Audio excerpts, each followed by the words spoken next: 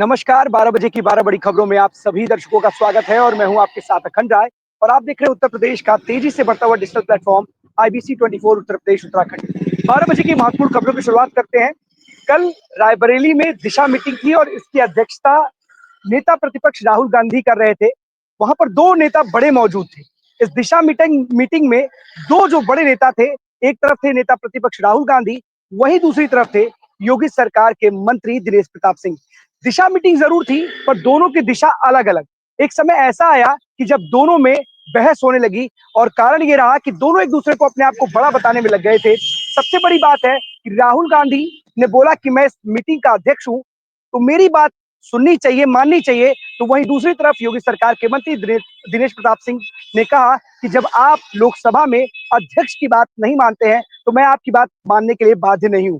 पहले तो आपको वो वीडियो दिखाते हैं जो इस वक्त सोशल मीडिया पर वायरल है, उसके बाद आगे बताते हैं।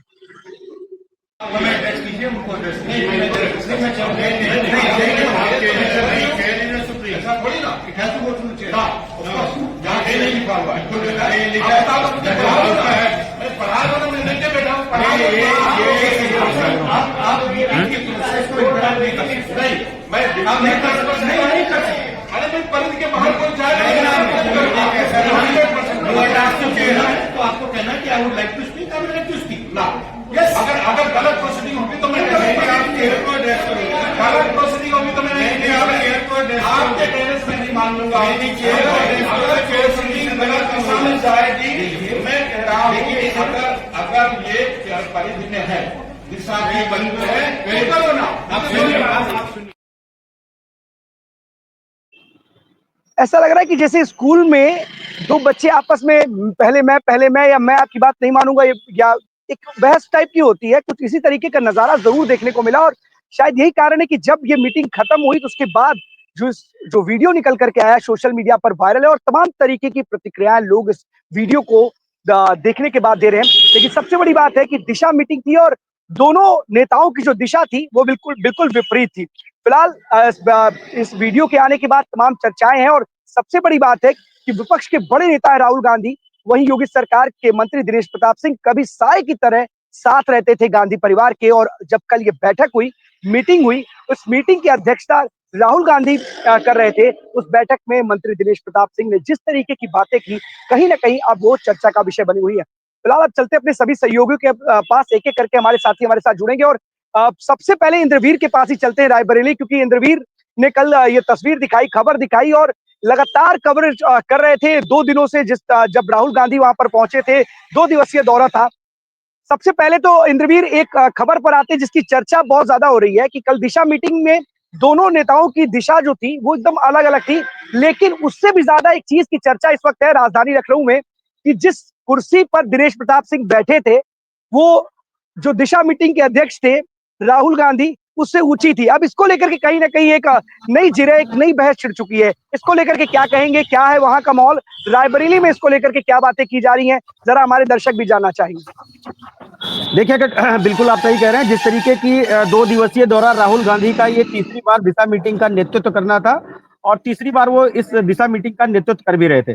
लेकिन जिस तरीके से ये दौरा रहा और खासकर वोट अधिकार यात्रा को लेकर, जब से वो हाइड्रोजन बम की बात करते हैं और ऐसी तमाम बातें करते हैं राहुल गांधी, उसको लेकर के कहीं ना कहीं जब बिहार में देश के प्रधानमंत्री और उनकी मां पर अभद्र टिप्पणी की गई, उसको लेकर के सुर्खियों में लगातार राहुल गांधी बने हुए हैं।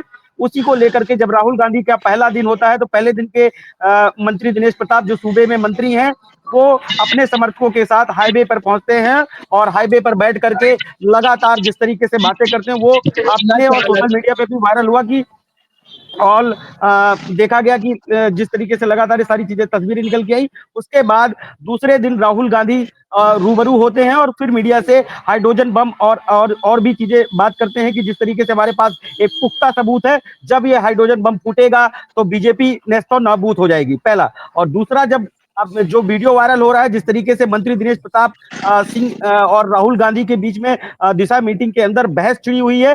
पहले आपको लेकर के नहीं था, ये किसी विकास कार्यों को लेकर के मंत्री दिनेश प्रताप बात कर रहे थे और अध्यक्ष ने कहा कि नहीं, ये अध्यक्ष राहुल गांधी थे तो अध्यक्ष ने कहा नहीं ये सही नहीं, तो मंत्री ने कहा नहीं ये लिखित में हमारे पास, और मंत्री के आगे अपने आगे राहुल गांधी सुन नहीं रहे थे, ऐसा ब्लेम है मंत्री का। और तो मंत्री जी ने कहा कि आप जब सदन में होते हैं तो अध्यक्ष की नहीं सुनते हैं, तो मैं यहाँ बाध्य नहीं हूँ आपकी बातें सुनने के लिए, मैं किसी तरीके से बाध्य नहीं हूँ। जब आप सदन में सभापति की बात नहीं सुनते हैं तो मैं यहाँ पे बाध्य नहीं हूँ कि आप अध्यक्ष है तो मैं आपकी बातों पे गौर करूं या उस पर सुनूं उसको, तो मैं भी बाध्य नहीं हूँ। और रही बात मंत्री की कुर्सी से वो उनसे ज्यादा ऊंचे दिख रहे थे, तो उसमें मंत्री दिनेश प्रताप का बयान आया है। उन्होंने कहा कि वो नेता प्रतिपक्ष है और वो बड़े नेता हैं, और वो अपनी पार्टी के बड़े नेता हैं, यही कहा है दिनेश प्रताप ने। मैं उनके सामने मैं अपनी पार्टी का एक छोटा सा कार्यकर्ता हूं, और हाँ ये जरूर भगवान ने मुझे आशीर्वाद दिया है कि राहुल गांधी मेरे बगल में अगर खड़े हो जाएंगे तो मैं उनसे थोड़ा सा बड़ा ही दिखूंगा। तो ये बड़े ऐसे कई सारे हमले गांधी परिवार पे और राहुल गांधी पे, माफी मांगो। और उसी दिशा मीटिंग में मनोज पांडे जो पूर्व कैबिनेट मंत्री रहे उत्तर प्रदेश, सपा के बागी विधायक रहे, उन्होंने भी जैसे ही मीटिंग शुरुआत हुई राहुल गांधी से प्रस्ताव रखा। मीटिंग शुरू होते ही उन्होंने सबसे पहले प्रस्ताव रखा कि आप देश के प्रधानमंत्री को जो अभद्र टिप्पणी की गई आपके मंच पे रहते हुए, उसको लेकर के आप इस सभा में रायबरेली से माफी मांगे, पूरे देश से माफी मांगे। तो राहुल गांधी ने कहा कि मैं या हमारी पार्टी ने कभी कोई ऐसा कर्म नहीं किया जिससे हमें माफी मांगनी पड़े, इसके लिए मैं बाध्य नहीं हूं, मैं माफी नहीं मांगूंगा। तो मनोज पांडे ने सीधे सीधे उसका बहिष्कार किया। बहिष्कार के बाद वो निकल करके मीडिया के सामने आया और मीडिया में अपना पूरा उन्होंने वर्जन दिया कि किस तरीके से अपनी डिठाईपन, मतलब जिस तरीके से गांव की भाषा में डिठापन कहते हैं, अड़ियलपन कहते हैं, सीधे सीधे मनोज पांडे ने कहा कि अड़ियलपन दिखाते हुए राहुल गांधी ने माफी मांगने से इनकार किया और मैंने इस दिशा मीटिंग का बहिष्कार किया। तो ये 2 दिन की जो दिशा मीटिंग की रूपरेखा रही वो कहीं ना कहीं तीखे अलट और पलटवार लगातार जारी रहे हैं और अभी भी ये जारी है अखंड। तो जिस तरीके से अब राजनीति और कहीं ना कहीं उत्तर प्रदेश में ही नहीं पूरे देश में वोट अधिकार यात्रा को लेकर राहुल गांधी हाइड्रोजन बम फोड़ने की बात कर रहे हैं, लगातार सुर्खियां बनी हुई हैं कि आखिर हाइड्रोजन बम है क्या। और राहुल गांधी ने यह भी कहा है मीडिया से कि पुख्ता सबूत कांग्रेस के हाथ लगे हैं, जिस दिन यह हाइड्रोजन बम फूटेगा उस दिन बीजेपी नेस्तो नाबूद हो जाएगी, उनके जो नेता हैं। और सबसे बड़ा उन्होंने एक मीडिया चैनल में कहा है कि जिस तरीके से हमारे पास इतने पुख्ता सबूत हैं कि जिस दिन ये फूटेगा कोई भी, चाहे वो चुनाव आयोग को सीधे सीधे उन्होंने लगा कि अगर कोई अधिकारी रिटायर भी हो गया होगा तो उसको हम बख्शेंगे नहीं, इस पे कार्रवाई होगी। इस तरीके के कई सारे जो दावे हैं नेता प्रतिपक्ष और राहुल गांधी रायबरेली सांसद ने दावा किया है कि हाइड्रोजन बम फूटते ही बीजेपी नेस्तो नाबूद हो जाएगी। इसका मतलब कि आने वाले लोकसभा में या जो भी है तो उनका दावा कहीं ना कहीं ये है कि ये गिरते ही एक बार फिर से कहीं ना कहीं क्या नेपाल की स्थिति, ये IBC 24 का एक वो है कि क्या नेपाल की स्थिति हाइड्रोजन बम फूटते, अगर वाकई में कांग्रेस के पास कुछ ऐसा पुख्ता सबूत है जिसके ऊपर राहुल गांधी इस तरीके का बयान दे रहे हैं, क्या नेपाल की स्थितियां पैदा हो सकती हैं, अगर कुछ ऐसा है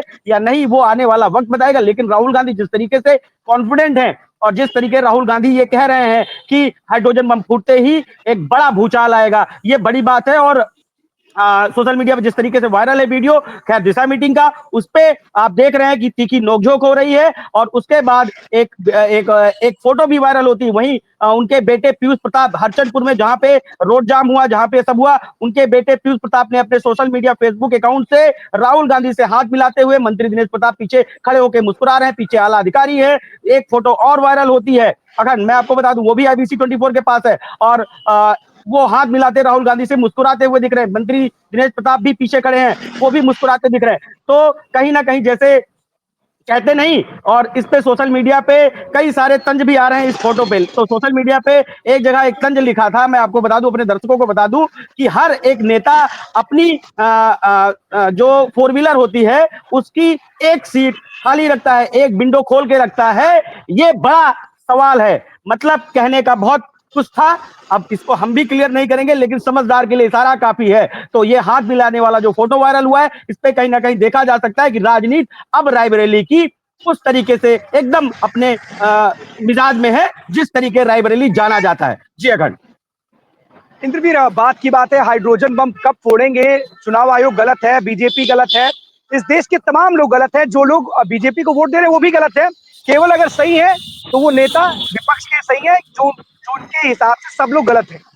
अरे हाइड्रोजन बम फोड़ेंगे, क्या होगा, बीजेपी नेस्ते नाबूद होगी, बात की बात है। अगर इतनी जगहों पर लगातार बीजेपी का परसेंटेज बढ़ रहा है, लोकसभा इलेक्शन खुद से नहीं कर पाते हैं, उस जिस पार्टी ने तिहाई में अगर नंबर लाए उसको आप चैलेंज देंगे, तो अपने आप में क्या है कि जरूरत है। और सबसे बड़ी बात है, सवाल यही खड़ा हो रहा है सोशल मीडिया प्लेटफॉर्म पर भी, और किसी नेता के बड़े ट्विटर हैंडल हो, कोई पोस्ट हो, उसके नीचे जाकर के पढ़ लें तो शायद ज्यादा से ज्यादा क्लियर हो जाएगा। अगर मैं नेता हूं और मेरे साथ कार्यकर्ता चल रहे हैं, बहुत अच्छी बात है, बहुत अच्छी बात है, आप बहुत अच्छे नेता हैं। तो बहुत से ऐसे लोग होते हैं जो केवल एक पोस्ट को कॉपी पेस्ट करके आगे बढ़ाया करते हैं, लेकिन सच्चाई धरातल पर जब आप उतरेंगे तो आपको समझ में आएगा कि जो चीजें आप कर रहे हैं उसमें कितनी सच्चाई है। बहुत सी ऐसी चीजें हैं जो साफ तौर पर देखी जाती हैं, आरोप अपनी जगह होते हैं, किसके खिलाफ क्या कार्रवाई करेंगे बात की बात है। बहुत सारी ऐसी चीजें एक दूसरे नेता एक दूसरे के ऊपर आरोप लगाते हैं, लेकिन सबसे बड़ी बात है कि अगर इस देश के बड़े बड़े नेता देश के प्रधानमंत्री के लिए अपशब्द का प्रयोग करेंगे, तू तड़ाक की भाषा का इस्तेमाल करेंगे, तो जिस तरीके की भाषा का इस्तेमाल आप कर रहे हैं, जो दिशा आप दिखा रहे हैं, वही दिशा मीटिंग में आपको भी देखना पड़ रहा है, क्योंकि आपको भी उसी तरीके का जवाब दिशा की जो मीटिंग है जिसके आप अध्यक्ष हैं और कह रहे हैं मैं इसका अध्यक्ष हूं, उस जगह पर आपको सुनना भी पड़ रहा है। तो फिलहाल जिस रास्ते को आप तय कर रहे हैं, उस रास्ते को तय करने में आपको तय करना पड़ेगा कि सही रास्ता है या गलत रास्ता है, क्योंकि अगर गलत रास्ते का चुनाव किया तो कहीं ना कहीं वो आपको ही दिक्कत में डालेगा। और एक और बात आपकी बात पे ऐड कर देता हूँ इंद्रवीर, फिलहाल इस देश को नेताओं ने क्या समझ रखा है, समझ से परे है कि एक परिवार, इस परिवार राजनेता में चला आता है, उसका पूरी पूरी उसके परिवार के सभी सदस्य लगातार राजनीति में बने रहते हैं। वो सोचते हैं कि जो कुछ सोच रहे हैं वही सही सोच रहे हैं, बाकी कोई और सोच नहीं सकता। और एक और चीज नेताओं के लिए है, चाहे वो किसी भी दल के नेता हो, उनको एक बात जान लेनी चाहिए कि नेपाल, बांग्लादेश, श्रीलंका और पाकिस्तान से तुलना भारत की नहीं हो सकती। नेपाल में क्या है, बांग्लादेश में क्या है, पाकिस्तान में क्या है और अफगानिस्तान में क्या है, उससे तुलना नहीं कर सकते। लोकतांत्रिक देश है, यहाँ की व्यवस्था लोकतांत्रिक है, और कहीं ना कहीं अगर जो लोग भी आग में घी डालने का काम करेंगे, यकीन मानिए सबसे पहले उस घी में आग में आप ही जलेंगे। और ये तमाम जगह देखने को मिलता है। तो कहीं ना कहीं आप लोगों को काम करना चाहिए। और आरोप प्रत्यारोप का दौर है कि आपके सच में कोई हाइड्रोजन बम है, आपके पास सच में कोई हाइड्रोजन बम है तो उसको फोड़िए। तमाम ऐसी चीजें हैं और तमाम ऐसी चीजें सोशल मीडिया प्लेटफॉर्म पर निकल के आती है। फिलहाल राजनेताओं की राजनीति जारी रखने के लिए इस तरीके के हथकंडे जरूर अपनाए जाते हैं।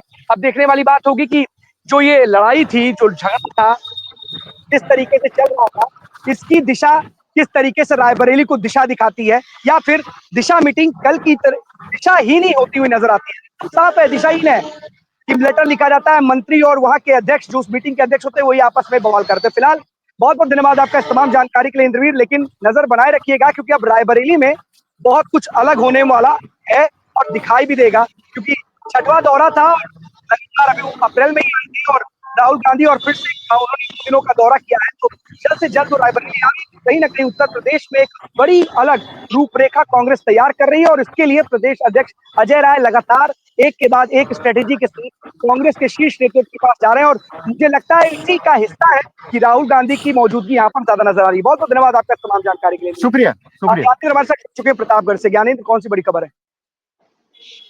बिल्कुल अखंड, देखिए आपको बता दें कि चोरी का वारदात लगातार प्रतापगढ़ में बढ़ता चला आ रहा है। अब चोरी के वारदात को लेकर के एक नए तरीके से चोर अब जो है तरीके अपना रहे हैं, और तरीके ऐसे हैं कि आप सुनेंगे तो दंग रह जाएंगे। आज से कुछ दिन पहले आपने सुना होगा और सोशल मीडिया पे आपने देखा भी होगा कि ड्रोन के इस्तेमाल किए जा रहे हैं। प्रतापगढ़ में एक साथ तकरीबन 8 से 10 ड्रोन पकड़े गए थे, और ड्रोन और कहीं से नहीं उड़ाए गए थे। अमेठी, सुल्तानपुर और जौनपुर जो हमारे तीनों पड़ोसी जो जनपद है वहां से उड़ाए गए थे।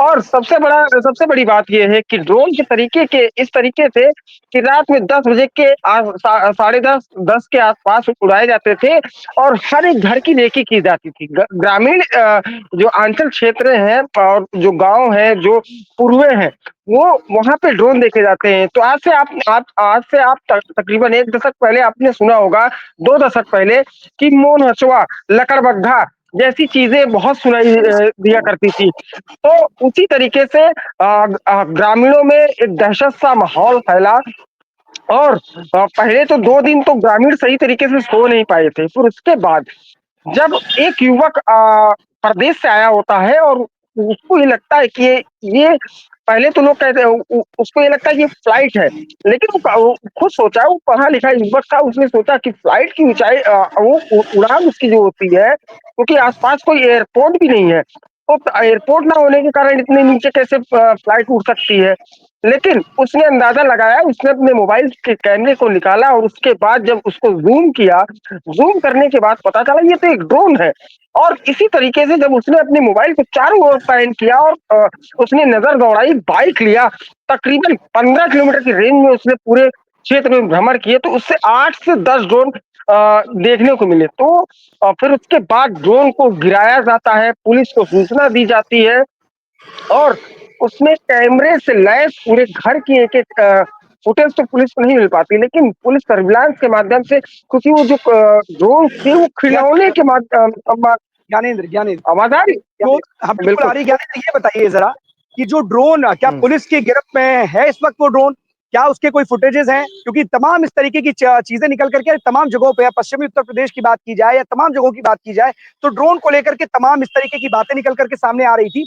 क्या इसके फुटेजेज़ हैं अपने पास कि जो ड्रोन कैमरा पुलिस ने पकड़े हैं, उस तरीके क्या फुटेज है अपने पास? बिल्कुल, बिल्कुल, फुटेज है मेरे पास अभी थोड़ी देर पहले ये फुटेजेज़ आए हैं, वो भी मैंने, क्योंकि पुलिस ने जिस लड़के के मोबाइल से जिस लड़के ने पकड़वाया था, उसके मोबाइल से सारे फुटेजेज़ लेकर के डिलीट कर दिया था, लेकिन अपने सूत्र इतने भी कमज़ोर नहीं थे, फुटेजेज़ अवेलेबल हुआ और लेकिन एक फ़ोटो बड़ा वायरल हो रहा था, फ़ोटो वायरल ऐसे हो रहे थे कि एक पुलिसकर्मी के हाथ में केवल वो ड्रोन का फ़ोटो था। वो फ़ोटो बड़ा वायरल हुआ था, लेकिन उसकी पुष्टि क्यों नहीं की जा सकती। लेकिन पुलिस ने जो वीडियो है मेरे पास, मैं आपको भेज भी दूँगा, आईबीसी 24 के दर्शकों को मैं ज़रूर ये दिखाऊँगा कि किस तरीके से ड्रोन को उड़ाया जा रहा था और किस तरीके से पूरी तरीके से पुलिस एक्टिव होती है। पहली बात तो सूचना देने वाले से गहनता से पूछताछ की जाती है, क्योंकि देखिए पुलिस हर एक एंगल को जाँचती है, परखती है, तब उसके बाद आगे कार्रवाई शुरू करती है। उनको ये लगा था कि कहीं न कहीं एक भ्रामक लोगों को डराया जा रहा है और उनके अंदर दहशत फैलाई जा रही है। पुलिस एंगल में जाँच करती है, जाँच में तथ्य सत्य पाए जाते हैं, क्योंकि एक एक जगह पाए गए होते तो समझ में आता। आपके अमेठी बॉर्डर से लेकर के जौनपुर बॉर्डर बॉर्डर और तकरीबन 40 से 45 किलोमीटर का क्षेत्र पड़ता है। कोरऊ, मंगरौरा, पट्टी इलाके जैसे कई एरिया ऐसे थे। तकरीबन मैं कह सकता हूँ कि 3 विधानसभा कवर हो रही थी। तीनों विधानसभाओं में ऐसे ड्रोन पाए गए थे, 8 से 10 ड्रोन पकड़े हैं और ये पुलिस नहीं कहेंगे, ग्रामीणों ने गिराए हैं और फिर उसके बाद अब सबसे बड़ी कार्रवाई पुलिस ने की है। ये पूरा हो गया जो घटना घटित हुई थी। अब मैं पूरी कार्रवाई पे आता हूँ। सबसे बड़ी कार्रवाई पुलिस ने की है और बहुत ही जल्दी कार्रवाई, इसको हम कहेंगे क्या, प्रतापगढ़ पुलिस इसमें बड़ी तेजी से दिखाई, क्योंकि एकदम आंखों के सामने कुछ नहीं था, लेकिन पुलिस ने जिस तरीके से चोरों को पकड़ लिया है, एक चोर जो बंगाल का है उसको पकड़ लिया है, उससे गहनता से पूछताछ की जा रही है और साफ तौर पे अभी उसका कितना बड़ा गिरोह है ये भी पूछताछ की जा रही है।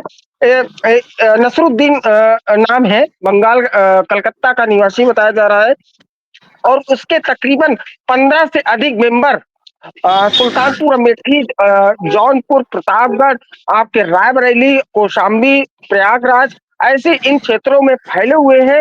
इनका काफी बड़ा गिरोह है।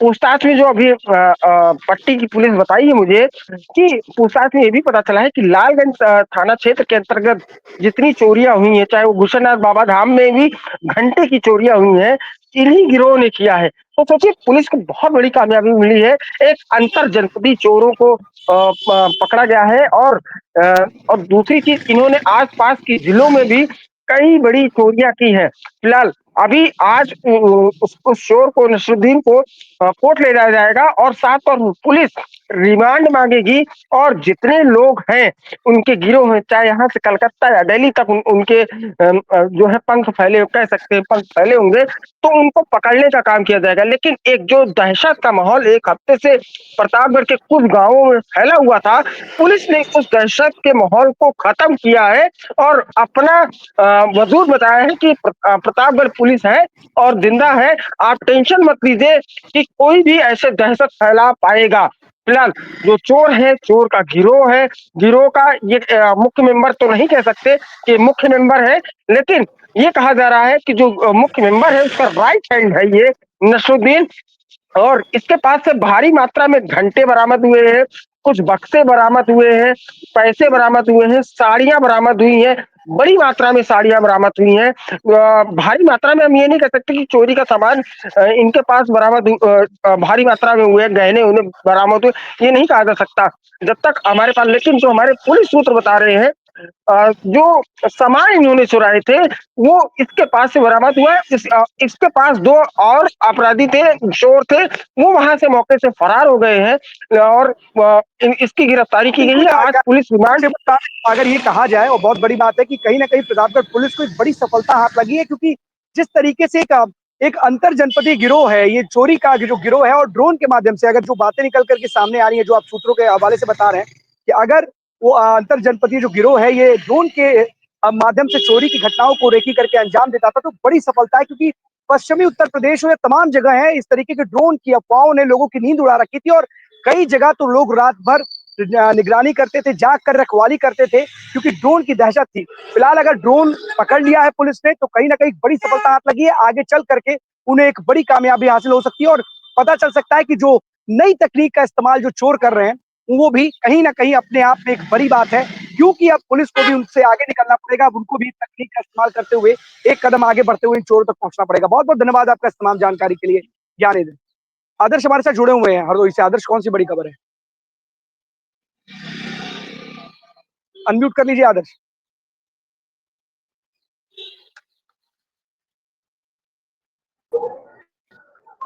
जी अखिल, आज हम बता सकते हैं लेकिन हमारे ग्राउंड जो आदर्श, आदर्श नेटवर्क का इशू है कुछ आपका, आप नहीं करेंगे नेटवर्क फिर से लिंक करते हैं आपको। तब तक सरफराज के पास चलते हैं। सरफराज, बहराइच में एक बार फिर से भेड़िए का आतंक देखने को मिला है, और करीब करीब जिस तरीके से एक बार आतंक देखने को मिला, तो 9 लोगों की जान चली गई थी, 60 से ज्यादा लोग घायल हो गए थे। एक बार फिर से 48 घंटे के भीतर 2 बच्चों को भेड़िया अपना शिकार बना लेता है। किस तरीके से इस समय बहसी में एक बार फिर से भेड़िए का आतंक है, क्या वन विभाग की टीम कर रही है, जिला प्रशासन इसको लेकर के क्या एक्शन लिया हुआ है?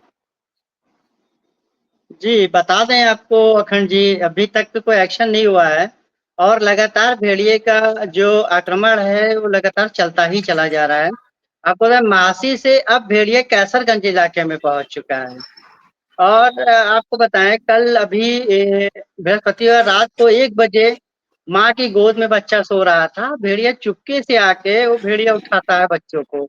और कैसरगंज इलाके की जो एक महिला, वृद्ध महिला थी जो गाय को चारा देने के लिए गई हुई थी, तो उसको भी भेड़िया ने अपना शिकार बनाया।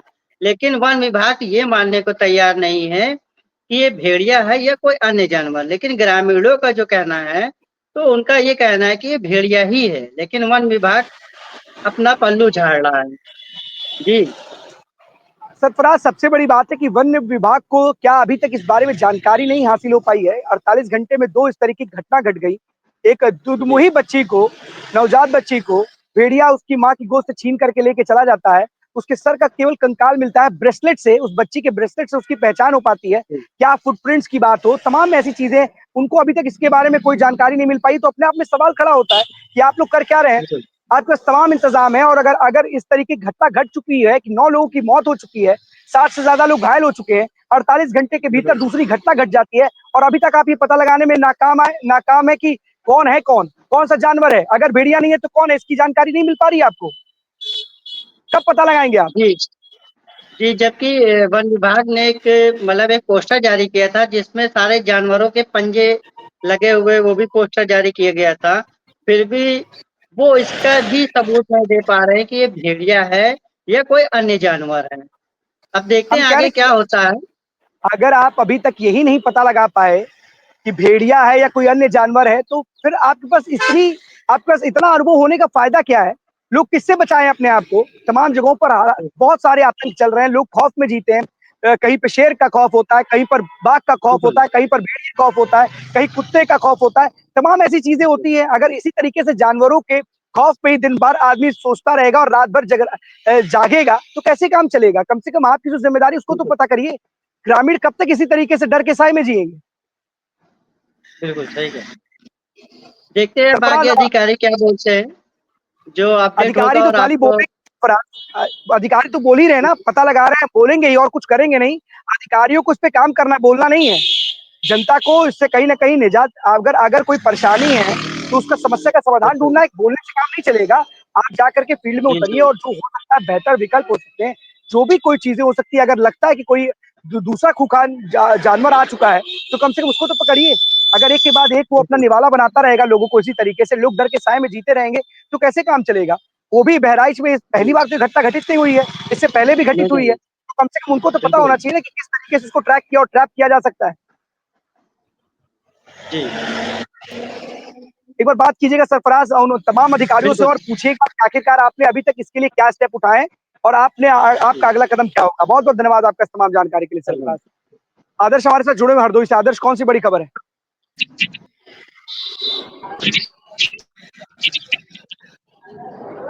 अखिल जी, आज हम बताना चाहिए हरदोई जनपद के 3-4 तहसील है, सभी बाढ़ग्रस्त है। और मैंने वहाँ पर जाकर ग्राउंड लेवल पर जो वहाँ पर देखा है, अभी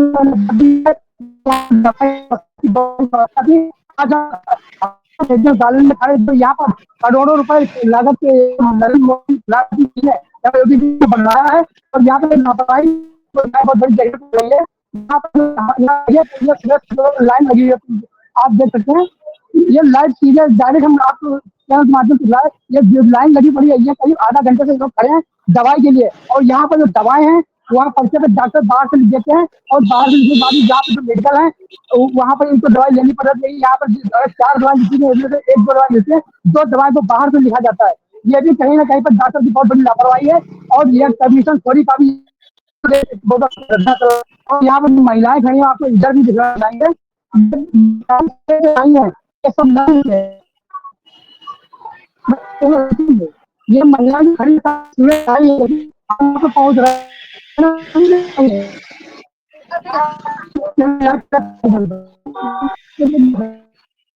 आदर्श, आपका नेटवर्क ऐसी सिलेक्शन करिए जगह का जहाँ पर नेटवर्क आ सकता अगर ये है। हम आपको बताना चाहेंगे, यहाँ पर 1-1 आप घंटे बताइए आदर्श, बताइए। मैं बताना चाहूँ, यहाँ पर जो महिलाएं हैं करीब 1-1 घंटे खड़ी है। यहाँ पर महिला खड़ी घंटा पर्चा जाते हैं, यहाँ पर आधा 1-1 घंटे वहाँ पर भी लाइन लगाया जाता है। और जो है यहाँ पर जो लाइन दवाई की लगती है, यहाँ पर जो दवाई यहाँ पर एक लिखा हुआ है विकलांग के लिए, वहाँ विकलांगों को अपना दवा देकर यहाँ पर जो मिलने वाला है उनको तो पहले दवाई दे दी जाती है। लेकिन जो यहाँ पर जो दूर दूर से आते हैं यहाँ उनको दवाओं का भी यहाँ पर नहीं मिल पाती है। और क्या ये मेडिकल कॉलेज है, यहाँ ये जनपद उप मुख्यमंत्री जगत पाठक जी का क्षेत्र है, और वो यहाँ चिकित्सा स्वास्थ्य राज्य मंत्री भी है। लेकिन उनके देश जनपद में ये इतनी दयनीय दशा है, ये हमारे सामने खुले आप देख सकते हैं। अगर जी आइए ये देखते, ये पर्चा है लाइव, हम लाइव तस्वीरें दिखाए चैनल के माध्यम से। ये इसमें कितनी दवाएं आपको दी गई? ठीक है भाई, आप इसे दवाई इसमें दवाई जो लिखे डॉक्टर, एक दवाई नहीं दी गई है। और सब बाहर कहाँ की दवाई, बाहर की दवाइयाँ जो बनाया गया है प्रधानमंत्री नरेंद्र मोदी जी वो भी अच्छा नहीं रहता है। और ये दवाई और 150 रुपए की दवाई होंगी, सब बाहर 1 रुपए पैसे में ये लोग आते दवाई लेने के लिए काफी दूरी से। लेकिन यहाँ डॉक्टर की लापरवाही है कि सब दवाई बाहर से लिखी जाती है। जी अखंड, और ये हमारा जो भाई साहब हो रहा है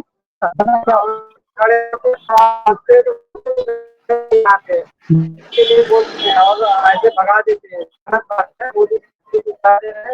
तो इस बात के लिए क्या कर रहे हैं, ध्यान दिया जाए।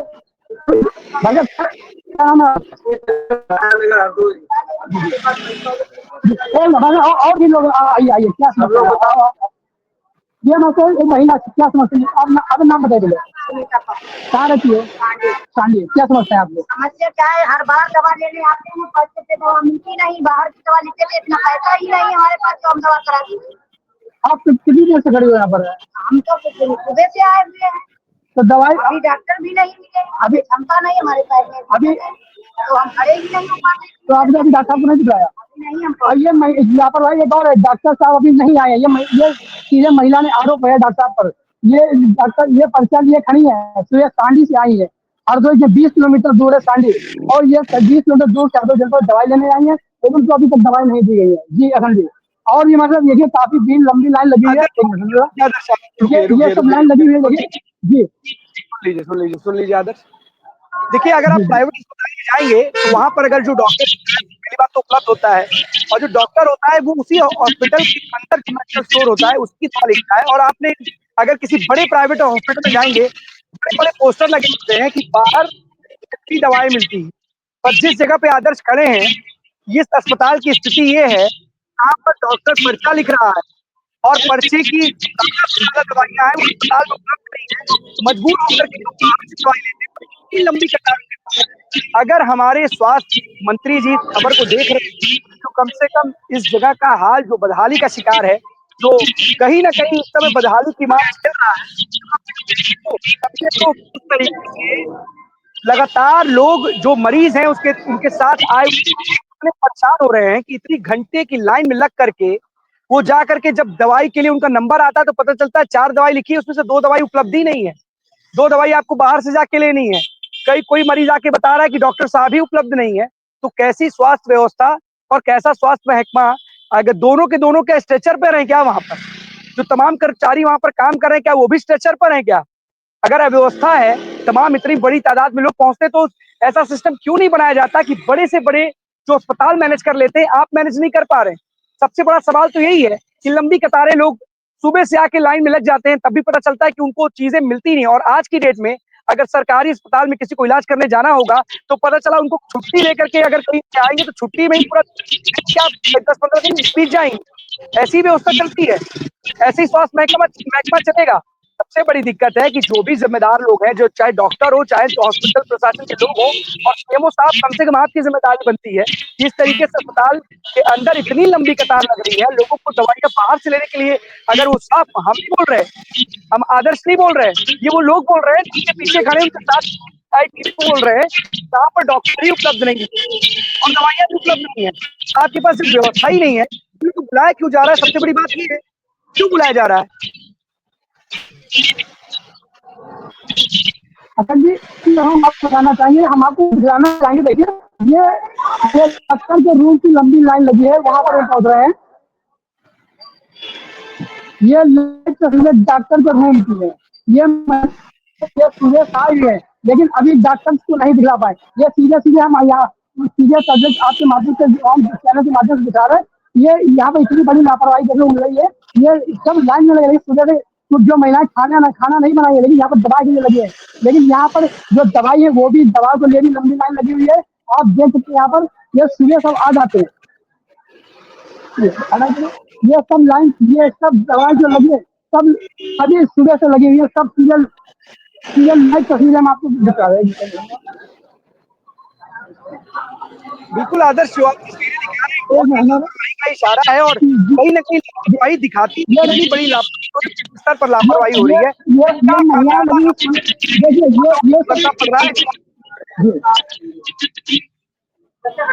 देखिए ये काउंटर लगा हुआ दवाई के लिए। यहाँ पर जो है दवाई की बात, देखिए क्या इनको बेहोश, ये देखिए ये लाइव तस्वीरें हम आपको दिखा रहे हैं। बढ़िया से मैंने बना रहा है, ये बेहोश हो गई है। देखिए ये लाइव तस्वीरें हम आपको दिखा रहे हैं। ये लाइन से लगी थी मैडम बेहोश। मैडम क्या हुआ आपको?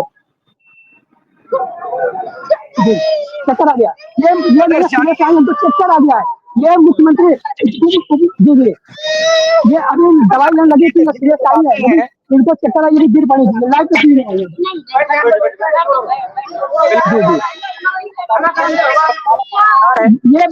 ये हॉस्पिटल जो बदहाली जी, इस बदहाली के लिए अगर इतनी बड़ी यही है कि अस्पताल में लोग जो पहुंच रहे हैं, ये सीरियल ये उनका इलाज नहीं पाएंगे तो खुद बेहोश हो जा रहे हैं। समस्या है वहाँ पर।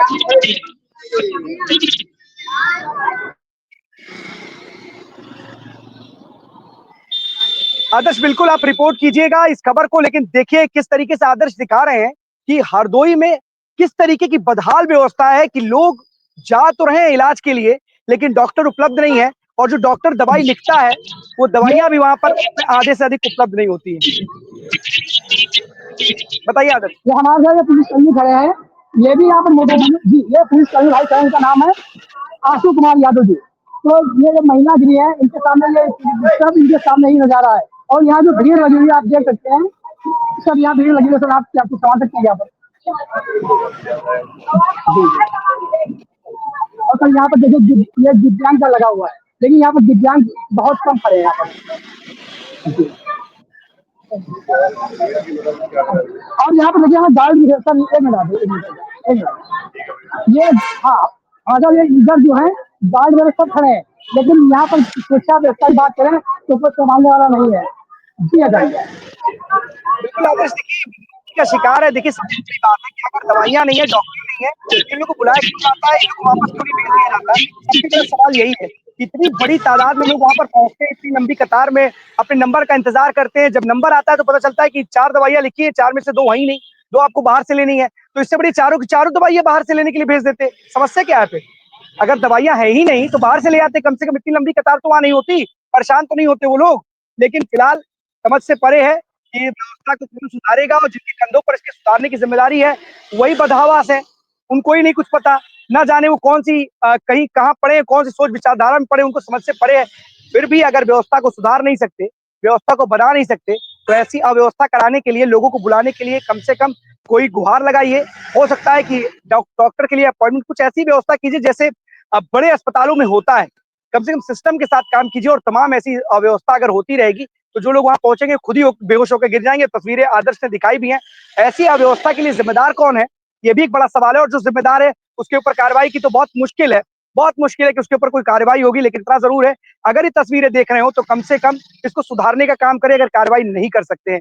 बिल्कुल सही बात है, कभी कभी ऐसा भी होता है कि डॉक्टर के ऊपर इतना प्रेशर होता है, इतनी बड़ी तादाद में मरीज पहुंच जाते हैं कि उनको देख पाना आसान नहीं होता। लेकिन अगर डॉक्टरों की कमी है, काम करने वाले लोगों की कमी है, तो उसको बढ़ाया जाए, ना कि वहां पर जो लोग पहुंच रहे हैं उनको अव्यवस्था का शिकार बनाया जाए। अगर इस तरीके की व्यवस्था रहेगी तो लोग परेशान रहेंगे। आदर्श में रिपोर्ट बनाइएगा, बहुत अच्छी खबर है, क्योंकि जिस तरीके से लोगों को झेलनी पड़ रही है। बताइए आदर्श।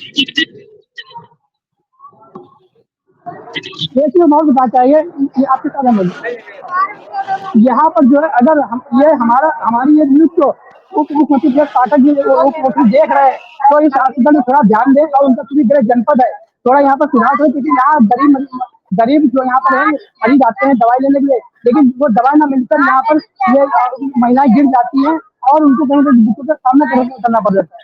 जी अगर बिल्कुल आदर्श, ये तस्वीरें देख भी रहे हैं और उन तक पहुंच भी रही होंगी, तो कम से कम उनको इस पर कोई ना कोई एक्शन जरूर लेना चाहिए। और अगर जो अव्यवस्था है तो कम से कम उस अव्यवस्था को व्यवस्था में बदले। किसी प्रकार की अव्यवस्था वहां पर आगे तमाम लोग हैं, किसी भी आदर्श पे रिपोर्ट कीजिएगा। बहुत अच्छी स्टोरी आपने जिस तरीके से खबर दिखाई है, तस्वीर दिखाई है, ये बिल्कुल शासन तक, प्रशासन तक पहुंचनी चाहिए। और वहां की जो कमियां हैं, जो खामियां हैं, वो दूर करने के लिए इनको कोई ना कोई सार्थक कदम उठाने चाहिए।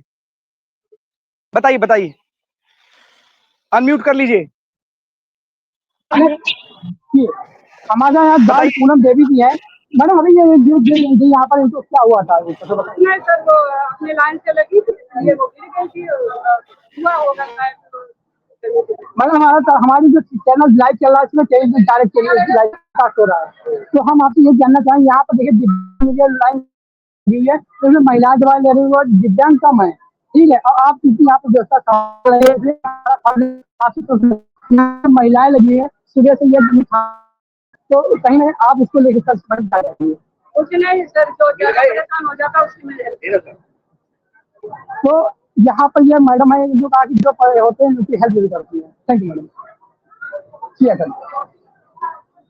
बिल्कुल आदर्श, सबसे बड़ी बात है कि देखिए बहुत सारी परेशानियां झेलते हैं लोग, और कोई घूमने टहलने पार्क में नहीं गया है, किसी मॉल में नहीं गया है, अस्पताल में गया है, और जिस चीज के लिए गया है अगर वो मिलेगा नहीं, वो परेशान है, चाहे वो मरीज हो या फिर मरीज के साथ उसके साथ में जो बीमार कोई भी हो, फैमिली मेंबर हो, वो परेशानी उठाता है, परेशान होता है। और अगर इसी तरीके से कभी कतार में, कभी हॉस्पिटल के चक्कर काटने में अगर इसी तरीके से चक्कर काटता रहेगा तो चक्कर खा के बेहोश हो जाएगा। और यही तस्वीर आपने दिखाई भी है आईबीसी में। मैं अपने दर्शकों को आईबीसी अभी अपने दर्शकों को यही तस्वीर दिखा रहा था कि चक्कर काटने के चक्कर में खुद चक्कर खा के बेहोश हो जा रहे हैं लोग, लेकिन व्यवस्था के नाम पर क्या है, शून्य।